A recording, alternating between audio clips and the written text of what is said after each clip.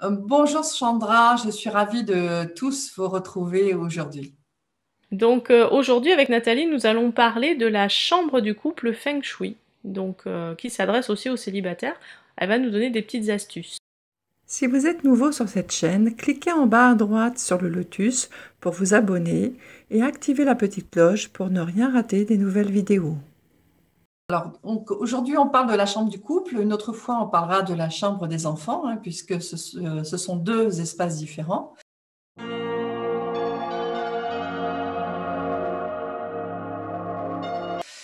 Et comme je vous le disais dans la vidéo sur l'entrée et sur le salon, les trois points les plus importants dans une maison, ce sont l'entrée, le salon et la chambre. Alors, bien souvent, on n'aménage pas très bien sa chambre parce qu'on considère, surtout quand on a des enfants, on considère que ça va passer après. Je vois ça assez souvent dans les appartements et dans les maisons. Mais c'est un point très important puisque c'est l'endroit, c'est le lieu de votre intimité et c'est le lieu de votre repos. Donc, vous avez vraiment besoin d'avoir un endroit qui soit choyé pour être bien. Donc, on Hmm. va voir tout ça aujourd'hui. Alors, on va voir différents points, c'est-à-dire qu'on va voir l'emplacement de la chambre, on va voir l'emplacement du lit, on va voir comment aménager sa chambre, on va voir aussi les problèmes de pollution électromagnétique et puis on va voir tous les conseils de ce qui est intéressant de faire dans une chambre et ce que il faudrait éviter de faire aussi. La première chose à savoir, c'est que l'emplacement de la chambre, le lieu choisi dans la maison par rapport aux orientations cardinales, donc le lieu choisi, c'est le secteur de la femme. Donc il faut déjà connaître votre nombre quoi. Donc vous pouvez vous reporter reportage qu'on a fait avec Sandra sur le nombre quoi, c'est-à-dire à partir de votre date de naissance, si vous faites partie du groupe Ouest ou si vous faites partie du groupe Est, le secteur de la chambre privilégiée va changer. Donc si vous êtes en couple, et tout à l'heure, je vous donnerai un petit quelque chose pour les célibataires, les gens qui veulent rencontrer la bonne personne, ce que vous devez faire dans votre chambre pour, euh, pour y arriver, sans passer par les sites de rencontres. Voilà. Non, ça va beaucoup plus vite, hein. La personne peut sonner à votre porte et puis d'un seul coup, vous avez le Oh, coup de foudre. Bah, oui, ça peut le faire. magique, c'est Oui, magique. ça m'est arrivé. C'est pour ça que je dis qu'il y a des petits conseils pour ça. Voilà, donc l'emplacement, suivant votre date de naissance, vous faites partie du groupe Est ou du groupe Ouest, l'emplacement de la chambre dans l'appartement ou dans la maison, c'est la zone de la femme. Par contre, l'orientation de la tête de lit le lit doit être orienté vers des secteurs, une des orientations cardinales de l'homme. Voilà. Ce qui fait que, en fait, on a une complémentarité complète entre les énergies de la femme yin et les énergies de l'homme yang. Donc, du coup, on va se retrouver avec un lieu qui va être complètement équilibré. Il ne faut pas que ça soit trop yin, il ne faut pas que ça soit trop yang, et il faut qu'il y ait la place de la femme et la place de l'homme, ou la place de l'homme et la place de la femme. Alors Voilà. dis-moi, j'ai une petite question quand même. Le secteur de l'homme, c'est quelle orientation? C'est en fonction de son nombre quoi. S'il est du groupe Ah, Est, le lit sera orienté nord-sud, est-sud-est. S'il est du groupe Ouest, le lit sera orienté ouest-nord-ouest, sud-ouest ou nord-est. Voilà. Et en ok. fonction de l'année, je vous conseille de regarder aussi la vidéo sur la Flying Star. En fonction de l'année, vous pouvez tourner votre lit. Par exemple, cette année, il ne faut surtout pas avoir la tête de lit orientée vers l'est, c'est très mauvais. Donc ça, j'en Mhm. parlerai un petit peu à la fin de la vidéo. Comme ça, je vous donnerai tous les conseils pour les deux groupes et vous saurez un petit peu comment faire si vous avez la possibilité de changer votre lit de place. Voilà. Le groupe Est, je répète, c'est le nord, le sud, l'est et le sud-est. Donc cette année, je vous conseille plutôt le sud et je vous déconseille l'est. Voilà. Voilà. Pour le groupe ouest, Donc, pour le groupe ouest, ce sont les secteurs, l'emplacement ou l'orientation ouest, nord-ouest, sud-ouest et nord-est. Cette année, je vous conseille l'ouest ou le nord-est. Je le redirai à la fin et j'expliquerai pourquoi. À la fin, voilà. Alors, le troisième point pour bien aménager sa chambre, c'est le bien-être pour avoir une bonne qualité de sommeil. Donc, les petits conseils, c'est d'avoir une pièce aérée. Il faut que ça soit au calme et que vous ayez autour de vous des couleurs douces et des motifs qui soient non agressifs.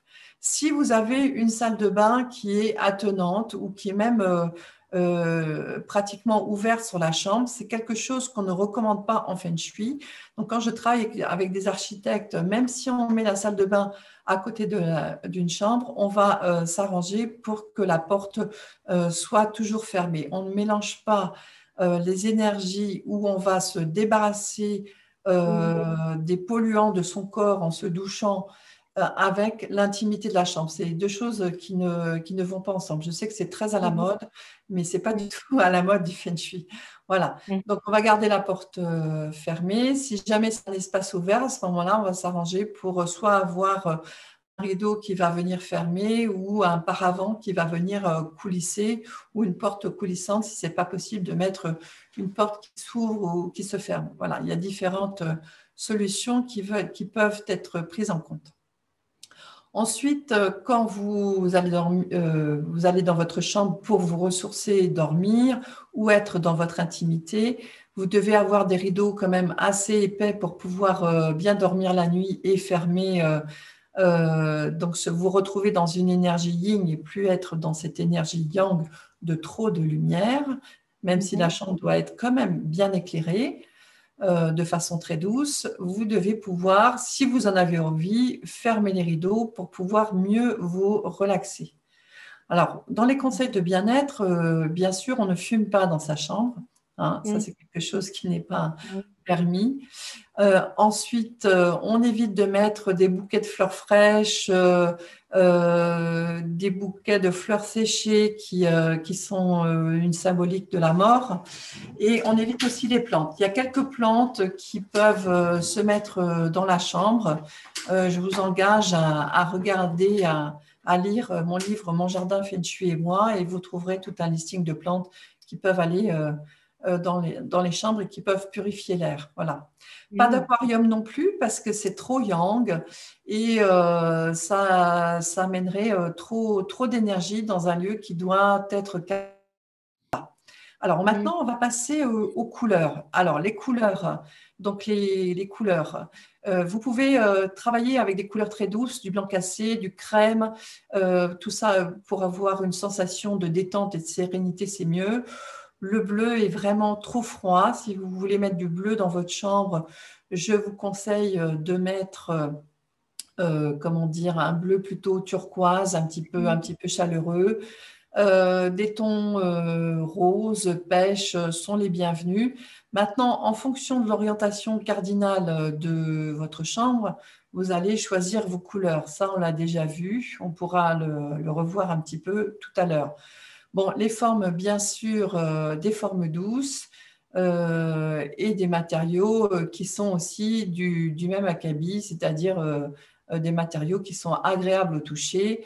Alors, ça peut être de la moquette, mais on va éviter, par exemple, les revêtements. Vous savez, les tapis tressés en noix de coco, les choses comme ça qui sont un peu dures quand on passe pieds nus dessus. Voilà. Privilégier des meubles aux angles arrondis, plutôt bas.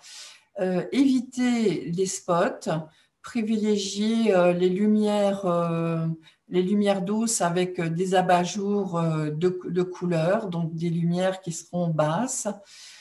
Pas de miroir réfléchissant sur votre lit, parce qu'au niveau de la géobiologie, ce n'est pas très bon. Ça resserre les réseaux et ça ne vous permet pas d'avoir un très bon repos. Vous allez avoir des troubles de sommeil. Voilà. Et en fait, le miroir double le nombre de personnes qu'il y a dans le lit Et quelquefois, ça peut être une invitation à l'infidélité. Donc, je vous déconseille d'avoir ce genre de choses. Si vous voulez avoir un miroir dans votre chambre, fixez-les à l'intérieur des portes de vos armoires, et comme ça sera plus facile pour vous. Maintenant, je vais vous parler de la position du lit, parce que ça, c'est très important de savoir comment on va mettre son lit dans sa chambre. Alors, on met un lit contre un mur plein, c'est-à-dire que dans ce mur, il n'y aura ni porte ni fenêtre. Dans la plupart des cas, c'est possible. Dans des appartements, c'est un petit peu plus compliqué. En général, en feng shui, on aime mieux pouvoir voir la porte, hein. Ne pas être juste en face, parce que ça, c'est la position du mort. On ne peut pas avoir les pieds face à une porte. Mais dominer la porte, c'est quelque chose d'important. Bon, maintenant, si vous pouvez dominer la porte et les fenêtres, c'est encore mieux. Donc, comme je vous le disais, pas de lit face à une porte directement, les pieds. En Asie, on appelle ça la position du défunt, hein. C'est la position pour les morts. Voilà, ça tire l'énergie vers le bas, ça fatigue énormément. C'est ça que ça veut dire, hein. Ne tournez pas le dos à la porte, hein, bien sûr, ça c'est ce que je viens de vous dire, et évitez d'être pris en sandwich, c'est-à-dire de mettre votre lit entre la porte et la fenêtre. Ça aussi, c'est désagréable pour vous d'être dans ce cas-là. Voilà.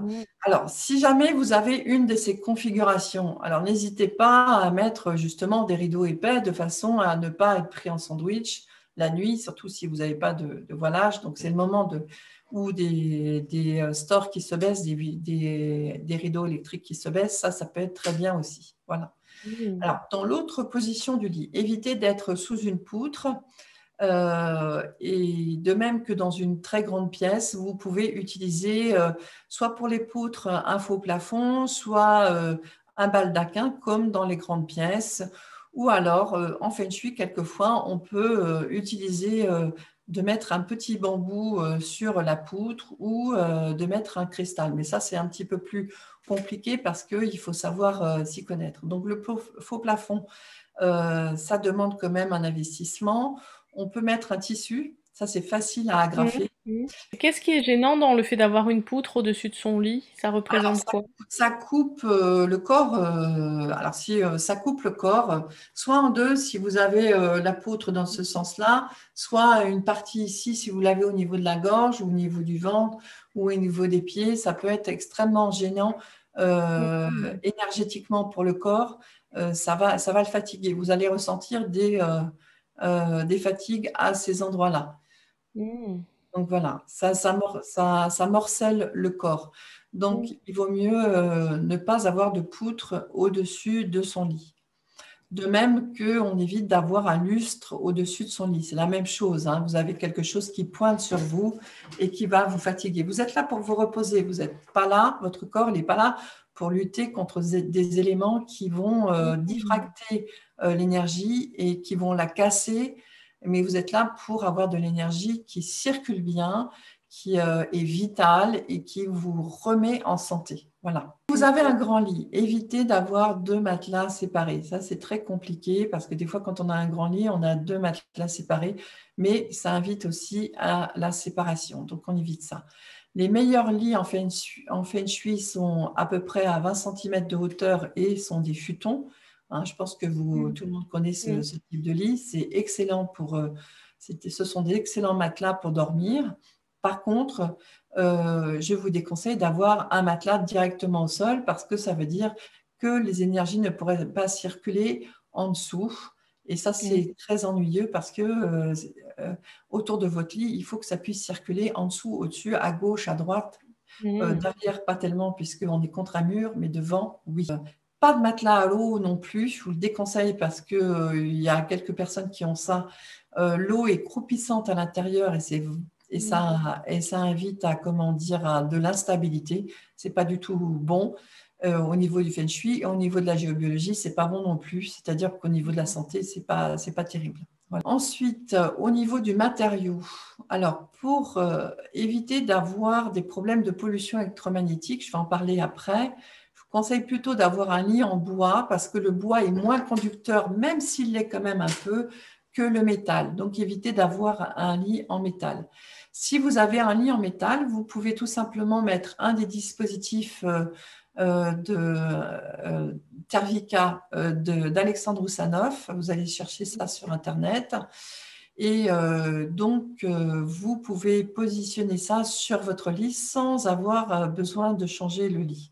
Bon, c'est vrai que c'est quand même plus économique que d'avoir à changer son lit. Le métal est conducteur de toutes les pollutions électromagnétiques du sol, donc vous les prenez directement dans votre corps quand vous dormez, et il est conducteur aussi des pollutions électriques, prises électriques, téléphone portable, ordinateur, télévision, qui bien sûr n'ont rien à faire dans la chambre, mais que bien souvent on a. Alors bien sûr, vous choisissez bien la literie, hein. Il faut que vous puissiez, si vous aimez un matelas dur, vous prenez un matelas dur. Si vous aimez un matelas moyen, il faut bien choisir votre literie pour bien dormir, ça c'est très important. La matière doit être confortable, elle doit être douce, elle doit être naturelle. Voilà. Je vous déconseille d'avoir un couvre-lit qui traîne par terre parce que ça amène la poussière. Donc ça, c'est le genre de choses qu'il faut éviter aussi. Et dessous le lit, c'est pas un fourre-tout. Évitez d'y mettre du bazar. Ça doit être clair. On doit pouvoir passer l'aspirateur ou le balai, le Swiffer, je ne sais pas comment ça s'appelle, le balai à poussière directement en dessous pour avoir une bonne qualité de l'énergie. Le moins possible dans votre chambre. Alors les spots, pourquoi? Parce que ça envoie trop d'énergie yang dans votre chambre. Donc il faut plutôt, comme je disais tout à l'heure, des abat-jours, des éclairages qu'on appelle indirects, où la lumière va être diffuse tout autour ou dirigée vers le bas, mais pas du plafond vers le bas dans votre chambre. On n'est pas dans une cuisine, vous n'allez pas préparer des petits plats, même si les gens du Crop West aiment bien grignoter un petit peu des petites choses, des petites douceurs dans les chambres. Voilà. Les prises, donc je disais tout à l'heure, pas de lustre au-dessus du lit pour la même raison, non seulement pour une raison énergétique, mais aussi pour la raison de l'électricité.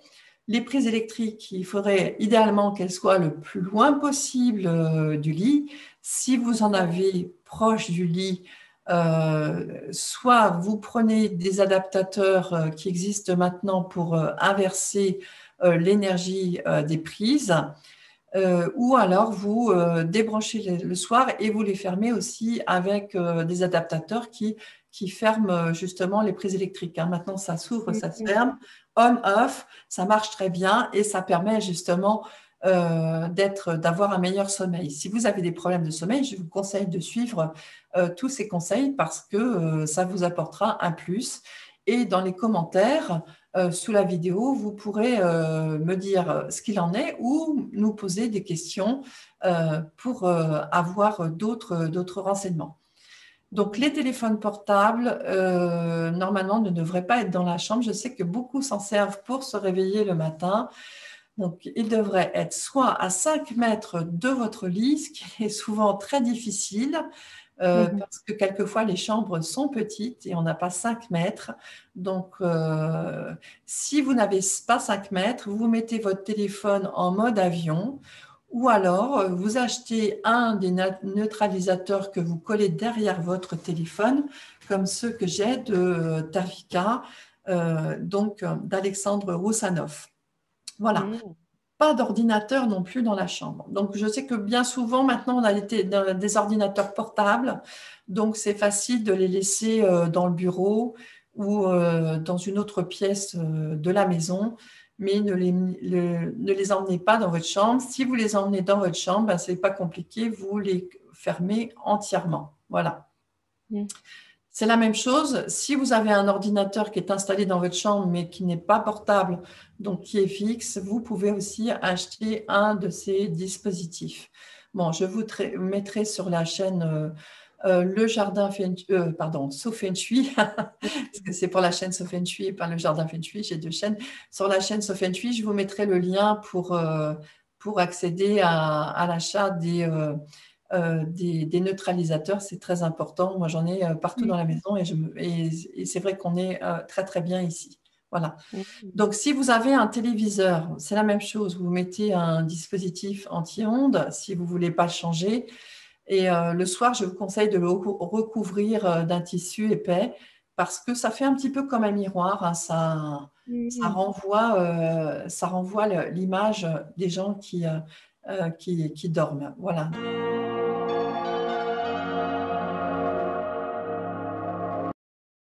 Maintenant, je vais vous parler des célibataires. Et après, on verra d'autres petites choses.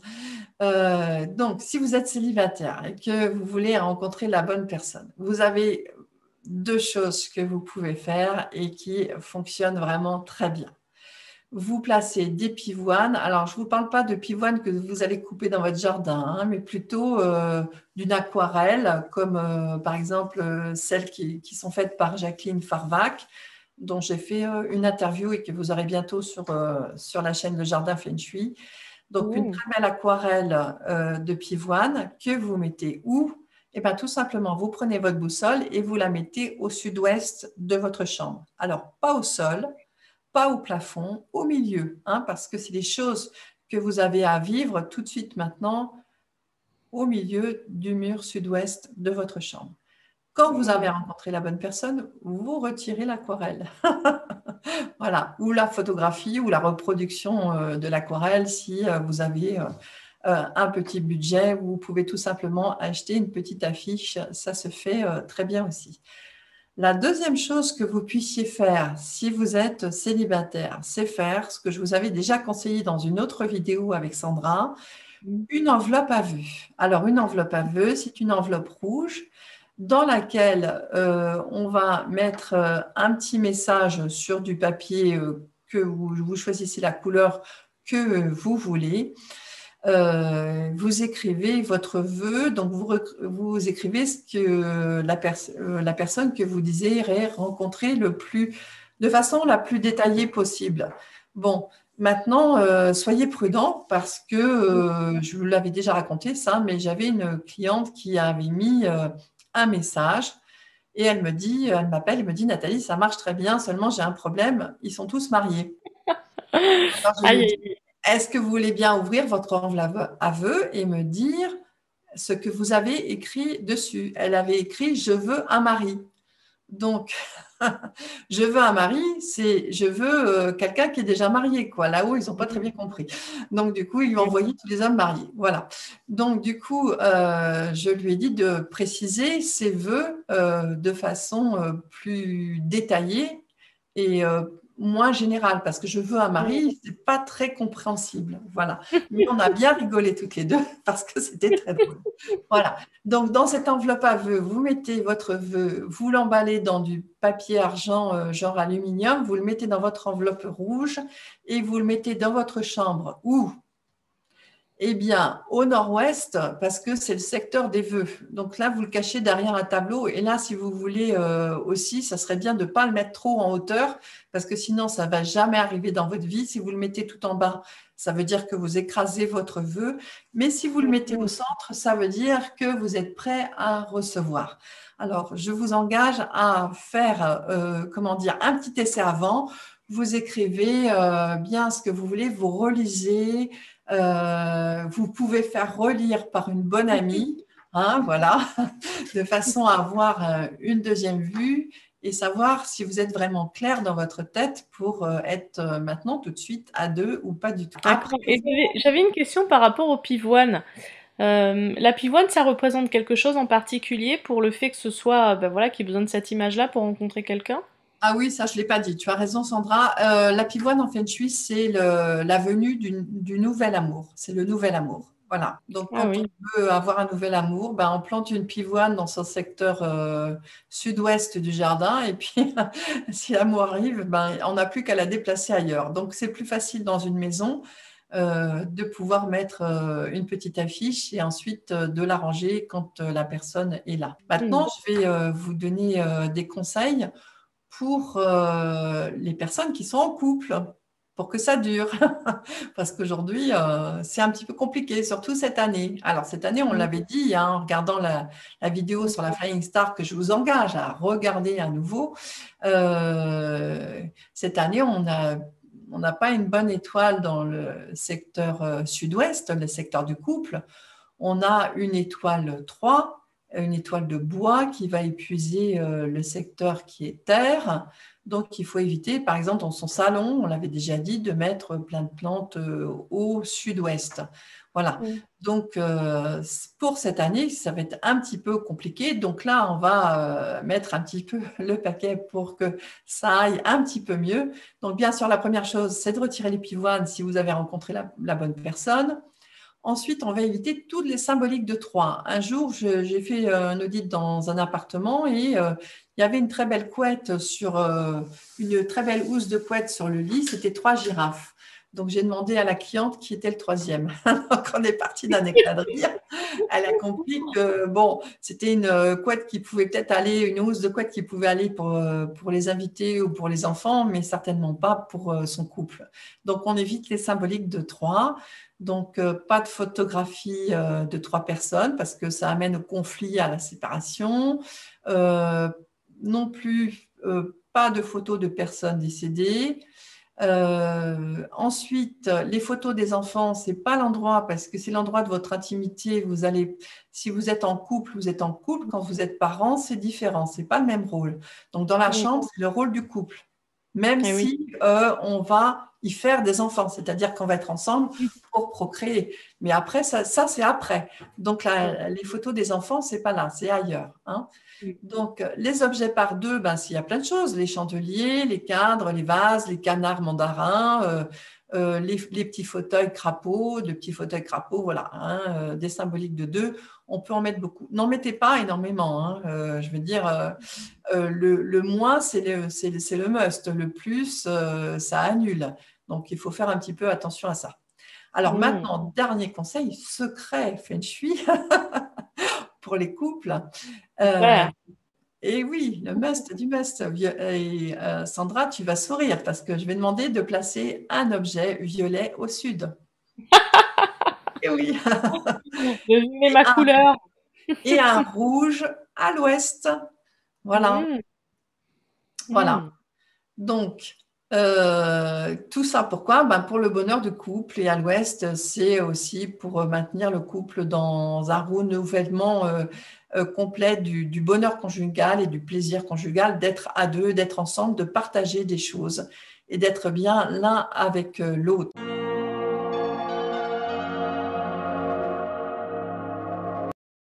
Voilà, vous avez calculé votre nombre quoi, donc vous prenez les 2 derniers chiffres de votre année de naissance et vous allez voir la vidéo sur le nombre quoi et vous calculez votre nombre quoi.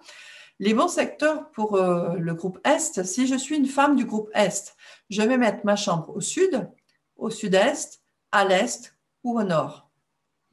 Ah, si cette année, je dois changer ma chambre de place, que j'ai la possibilité de changer ma chambre de place, à ce moment-là, les meilleurs secteurs cette année, ça va être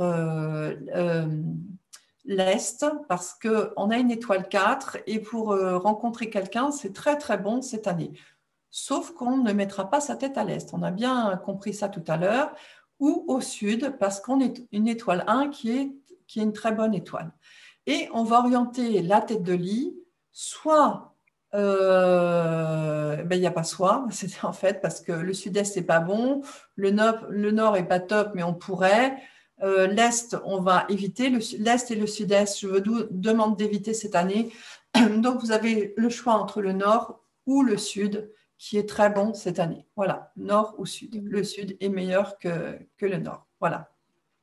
Ça, c'est pour les gens du groupe Est. Donc, on évite tout ce qui est jaune, hein. Tout ce qui est sud-ouest, ouest, nord-ouest, nord-est, ça, c'est pas bon. Hein, ça, c'est l'emplacement de la chambre pour la femme.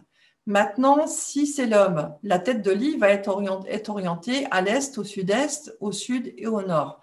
C'est la même chose pour cette année. Je vous conseille le nord ou le sud pour l'orientation de la tête de lit. Voilà, on a fait les 2 choses. L'emplacement, c'est-à-dire le lieu où se situe la chambre, et la direction de la tête de lit. L'emplacement, c'est la femme. L'orientation de la tête de lit, c'est l'homme. Si on est tout seul, c'est nous. Voilà. Si vous êtes un homme ou une femme seul, c'est-à-dire célibataire, eh bien, vous allez orienter vers votre nombre quoi. Voilà. Et après, ben, si vous êtes à 2, vous changerez ça. Voilà. Donc maintenant, je vais partager pour le groupe Ouest. Hein, on ne va pas faire de jaloux. Donc, pour le groupe Ouest, eh bien, c'est tout ce qui est en orange. Bien sûr, le centre, personne n'y sera. C'est le Sud-Ouest, l'Ouest, le Nord-Ouest ou le Nord-Est. Les emplacements les mieux cette année pour les femmes, ça va être le Nord-Est, qui est très, très bon cette année. Le Sud-Ouest, c'est pas terrible. Je vous ai dit, c'était la bataille cette année. Et l'Ouest, qui est très, très bon cette année. On a une étoile 8, donc c'est parfait. Et on va éviter le Nord-Ouest parce que là, ici, cette année, il y a beaucoup de violence. Donc, je vous conseille, si vous pouvez changer votre chambre, de la voir soit au Nord-Est, soit à l'Ouest. Après, si vous avez votre chambre ici et là, ben vous regardez la vidéo sur la Flying Star, toujours pareil, et vous avez les conseils pour neutraliser les mauvaises énergies de cette localisation cette année et de cette localisation-là en 2021. Si vous êtes un homme du groupe Ouest, donc votre tête de lit pourra être orientée au Sud-Ouest, à l'Ouest, au Nord-Ouest ou au Nord-Est. Et comme tout à l'heure, la meilleure orientation pour cette année, c'est le Nord-Est ou l'Ouest. Voilà, hein, ça c'est pour le groupe Ouest. Si vous êtes célibataire, bien sûr, je répète encore une fois, l'orientation de la tête de lit, c'est comme l'emplacement, c'est la même chose. Hein. Les dieux positifs en 2021, on les remet. Hein. Pour les gens du groupe S, c'est Est et Sud. Et pour les gens du groupe Ouest, c'est Ouest et Nord-Ouest. Comme ça, tout le monde a vu. Quand on veut aménager les couleurs, les formes et les matériaux, on utilise ceci. On va utiliser les couleurs feu, les formes feu et les matériaux feu. Terre, métal, eau et bois.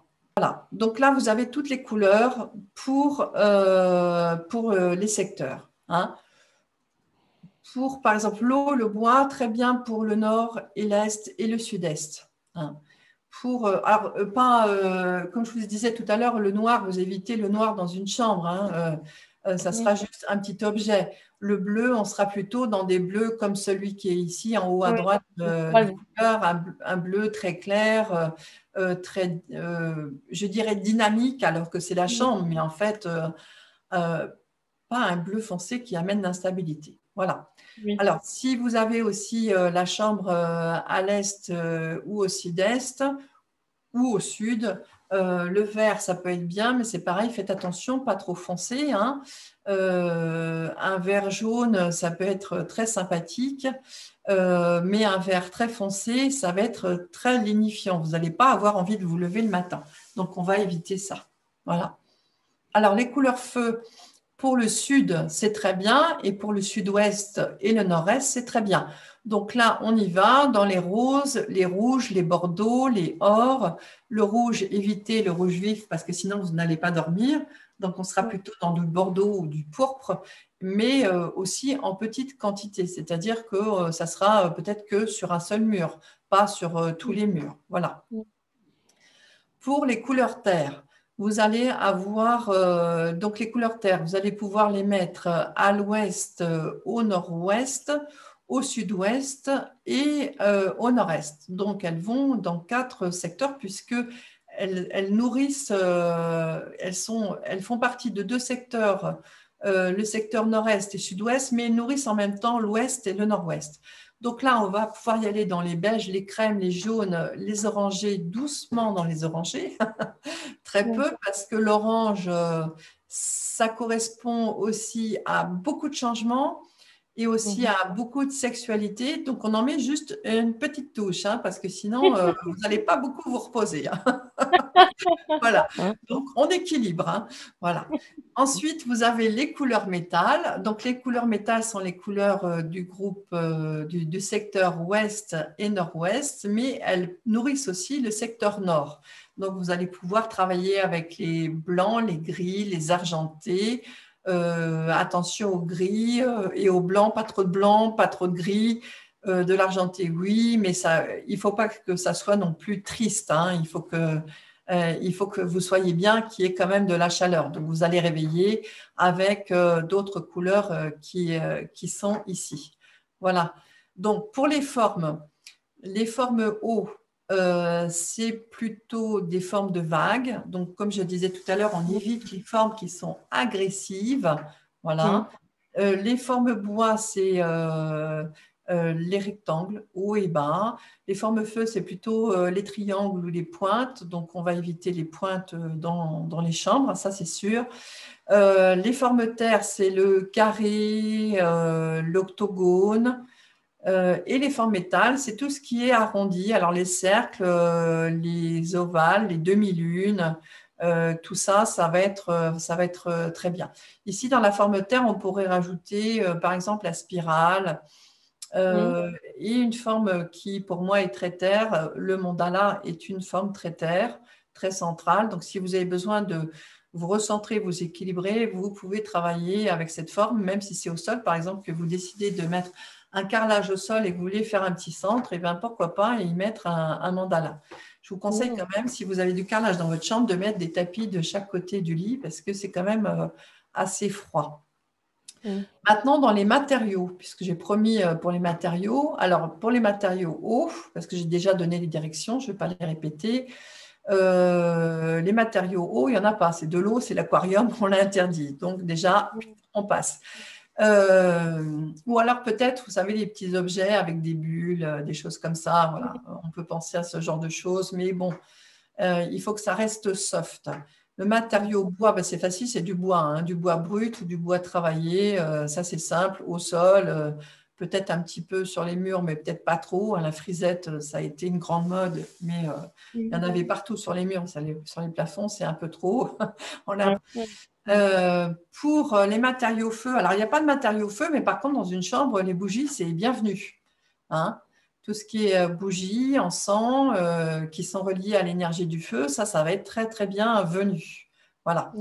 Dans le matériau terre, bah, ça va être tout ce qui est terre cuite, alors les poteries, les vases, oui, tout ce qui est terre cuite, faïence, ça c'est très bienvenu aussi. Alors le métal, on peut mettre un petit carillon dans un des secteurs de la chambre si le secteur est pas bon cette année, par exemple.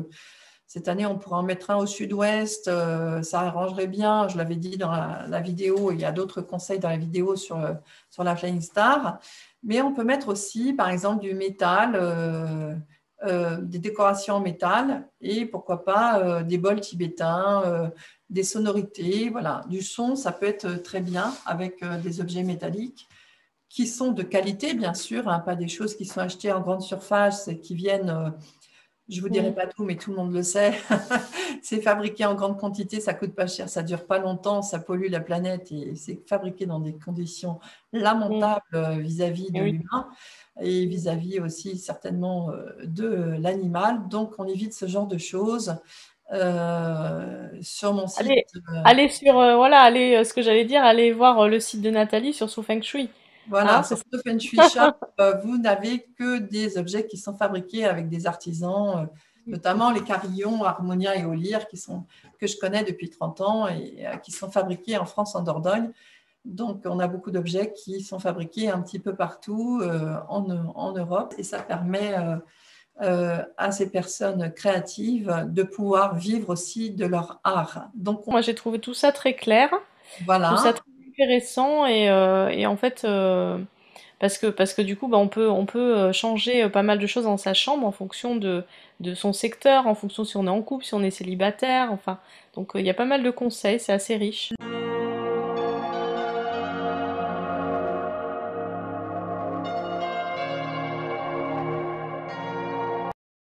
La prochaine chronique, ça sera sur la chambre des enfants. Je ne peux pas faire la chambre du couple sans faire la chambre des enfants. C'est très important aussi. Si vous avez des questions à nous poser, que ce soit à Sandra ou à moi, n'hésitez pas à mettre un commentaire ou une question sous les vidéos. Et puis, si vous avez aimé, on fait comme d'habitude, vous nous mettez un petit like parce qu'on travaille beaucoup pour vous. Voilà, voilà. Et si vous êtes nouveau sur la chaîne, que ce soit sur la chaîne Bien-être TV ou sur la chaîne So Feng Shui, pensez à vous abonner. Voilà, comme ça, vous serez prévenu directement en activant la petite cloche. Vous serez prévenu des prochaines vidéos qui sont des vidéos quand même de cours et d'enseignement et qui sont assez longues.